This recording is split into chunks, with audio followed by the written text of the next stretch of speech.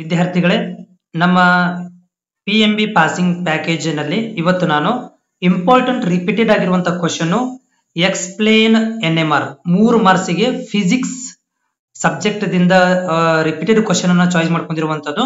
ಈಗಾಗಲೇ ಕೆಮಿಸ್ಟ್ರಿನ important question ಗಳನ್ನ discussion ಮಾಡ್ತಾ ಇದ್ದೀನಿ, ಹೋಗಿ ನೋಡ್ಕೊಳ್ಬಹುದು. ಇದರಲ್ಲಿ magnetic resonance, nuclear magnetic resonance ಅಥವಾ NMR ಅಂದ್ರೆ ಏನು ಅನ್ನೋದ್ರ ಬಗ್ಗೆ 3 ಮಾರ್ಕ್ಸ್ ಗೆ, ಬಟ್ ಇದು 3 ಮಾರ್ಕ್ಸ್ ಗೆ ಜಾಸ್ತಿ ಆಗುತ್ತೆ. ಬಟ್ ಇದನ್ನ ಶಾರ್ಟ್ ಮಾಡ್ಕೊಳ್ಬಹುದು. ಶಾರ್ಟ್ ಹೇಗೆ ಮಾಡ್ಕೋಬೇಕಂತ ಮುಂದಿನ ಈ ಒಂದು ಟಾಪಿಕ್ ಮುಗಿದ್ಮೇಲೆ ಹೇಳ್ತೀನಿ. ಮತ್ತೆ ಅರ್ಥ ಮಾಡ್ಕೊಳ್ಳೋಣ. ಮ್ಯಾಗ್ನೆಟಿಕ್ ರೆಸೊನೆನ್ಸ್ ಅಂದ್ರೆ ಏನು, ನ್ಯೂಕ್ಲಿಯರ್ ಮ್ಯಾಗ್ನೆಟಿಕ್ ರೆಸೊನೆನ್ಸ್ ಅಂದ್ರೆ ಏನು. So it is a phenomena where magnetic nuclear in the strong magnetic field. So ಇದೊಂದು ಫಿನಾಮಿನಾ, ಇದೊಂದು ವಿಧಾನ, ಇದು ಪ್ರೋಸೆಸ್ ಅಂತ ಕರಿತೀವಿ. ಇಲ್ಲಿ ಏನಾಗುತ್ತೆ ಅಂತಂದ್ರ ಮ್ಯಾಗ್ನೆಟಿಕ್ ನ್ಯೂಕ್ಲಿಯರ್ ಇದೆಯಲ್ಲ, ಮ್ಯಾಗ್ನೆಟಿಕ್ ನ್ಯೂಕ್ಲಿಯರ್ ಇನ್ನು ಮ್ಯಾಗ್ನೆಟಿಕ್ ಫೀಲ್ಡ್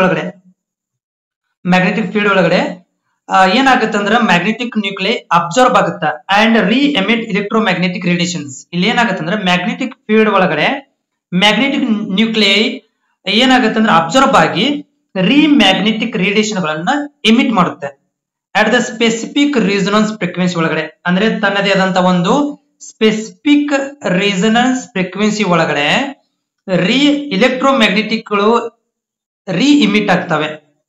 ಇದು ಯಾವಾಗ ಎಲ್ಲಿ ಆಗತ್ತೆ ಅಂತಂದ್ರೆ ಇದು ಮ್ಯಾಗ್ನೆಟಿಕ್ ನ್ಯೂಕ್ಲಿಯರ್ ಒಳಗಡೆ ಆಗುವಂತ ಒಂದು ಪ್ರಕ್ರಿಯೆ. ಓಕೆನಾ. ಸೊ ಇಲ್ಲಿ ಇದಕ್ಕೆ ನಾವು ನ್ಯೂಕ್ಲಿಯರ್ ಮ್ಯಾಗ್ನೆಟಿಕ್ ರೆಸೊನೆನ್ಸ್ ಅಂತ ಕರಿತೀವಿ. ಇನ್ನೊಂದ್ಸಲ ರಿಪೀಟ್ ಮಾಡ್ತೀನಿ ನೋಡ್ರಿ.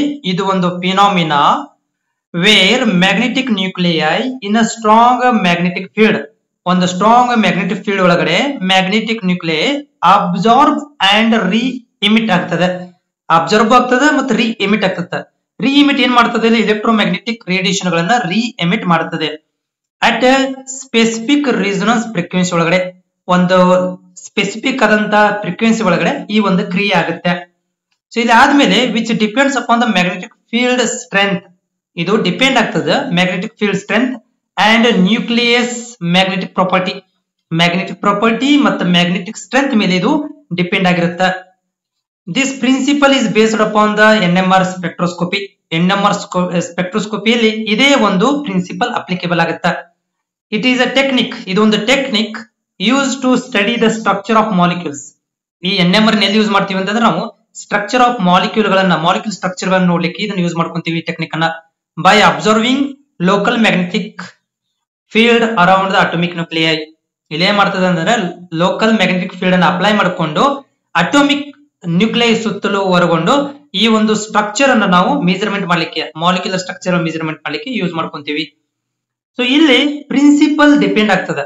ಇಲ್ಲಿ ನ್ಯೂಕ್ಲಿಯರ್ ಸ್ಪಿನ್ ಕೂಡ ಡಿಪೆಂಡ್ ಆಗ್ತದೆ. ಇಲ್ಲಿ ಪ್ರಿನ್ಸಿಪಲ್ ಹೇಳ್ತಾ ಇದೆ ನ್ಯೂಕ್ಲಿಯರ್ ಸ್ಪಿನ್ ಅಂದ್ರೆ ಇಲ್ಲಿ ಮೆನಿ ಅಟೋಮಿಕ್ ನ್ಯೂಕ್ಲಿಯೈಗಳು ಪ್ರಾಪರ್ಟಿ ಕಾರ್ಡ್ ಸ್ಪಿನ್ ಅಂದ್ರೆ ಒಂದಷ್ಟು ನ್ಯೂಕ್ಲಿಯರ್ ಅಟಮ್ಗಳು ಏನ ಮಾಡ್ತದೆ, ಸ್ಪಿನ್ ಆಗುವಂತ ನೇಚರ್ ಅನ್ನು ಹೊಂದಿದ್ದಾವೆ. ಸಿಮಿಲರ್ ಎಲೆಕ್ಟ್ರಾನ್ ತರ ಏನಾಗ್ತಾವಪ್ಪ ಅಂದ್ರೆ ಸ್ಪಿನ್ ಆಗ್ತವೆ.